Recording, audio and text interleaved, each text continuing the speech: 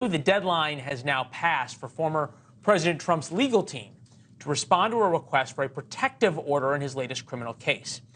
A protective order would bar Trump from discussing discovery evidence. This is evidence given by the prosecution to the Trump defense team.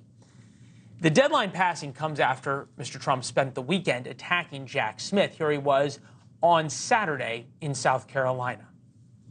Virtually every poll, we're kicking Biden's ass. And that's the problem. That's the problem.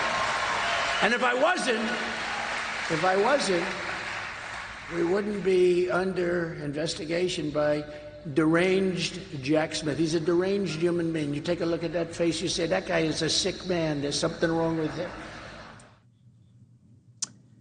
And this morning on Truth Social, Mr. Trump called Judge Chutkan the judge of Jack Smith's dreams who must be recused. Trump also said the protective order would impinge upon my right to free speech and comparing what he is going through to third world countries. All right, Chris Steyerwalt with us to start this off. Trump's always at his best when he is the aggrieved victim, is he not? That's his best?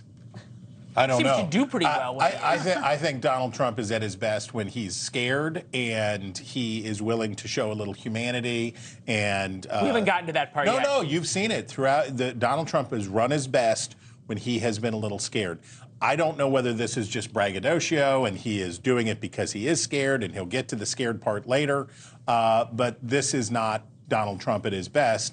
And this is, of course, exactly what Democrats want. They want Donald Trump to be harmed in with the general electorate and helped in the Republican primary electorate. And that, so far, Trump is delivering on that premise. So we understand he has made the deadline now with this filing.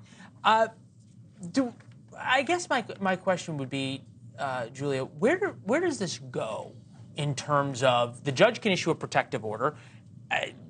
How many different staff members have tried to get Donald Trump to stop tweeting, talking, doing things? Is a judge's order really going to stop him? You know, it doesn't seem like it is. And I think Trump is going to be Trump, not to be a cliche. He's going to keep talking. And I don't know what's going to stop him at this point. He's going to do what he wants to do. Like Chris said, this is something that he believes plays well with his primary base. I think Democrats, like Chris said, are looking at this and being very excited because it's not going to play as well with the general election. But he sees the polling within the Republican primary, and it seems like he's getting some sort of a sugar high.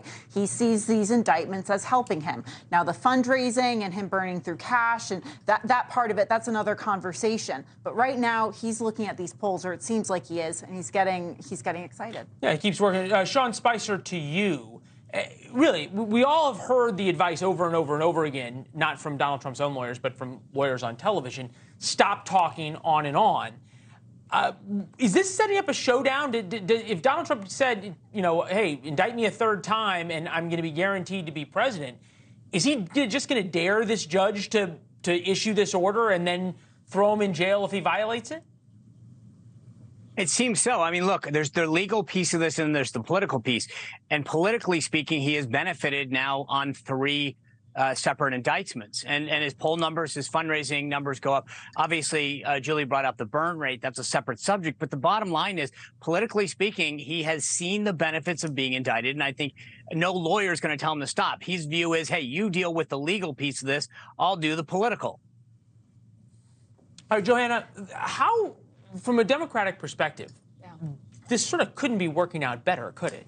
I mean, Leland, as an American, yes. As an American, yes. Look, but truly, as an American, I don't want Donald Trump any closer to the White House again. I think he showed his cards when he decided to deny the election results and lead to January 6th. I would like another candidate to emerge. I'm not seeing the viable path for them, which is concerning, but I'm very worried about this tinderbox we're creating right now, because very likely he'll shore up the nomination by Super Tuesday. Then you've got a situation where there's already distrust. You've got Trump playing this to Truth Social, and you've got the Democrats believing that he should be in jail tomorrow. And so this tinderbox, if we don't have people getting the information they need, like they're actually seeing it for themselves. Right now, it's not televised. This could be really just an inflamed moment of more division, and I worry about that future for us and for our kids. Please don't let them televise it. I beg of you. If you don't want a Tinderbox, don't put cameras in that courtroom. I don't know, Chris. The problem is he's going to go out every day that something happens, and he's going to say what he believed happened, and then you've got somebody else saying what they believed happened, and we saw that with just the Hunter Biden testimony of his business partner. It's like nobody believes anything anymore. Thanks for watching. Go to newsnationnow.com to find News Nation on your television provider. And don't forget to subscribe. Click the red button to get more of News Nation's fact-driven, unbiased coverage.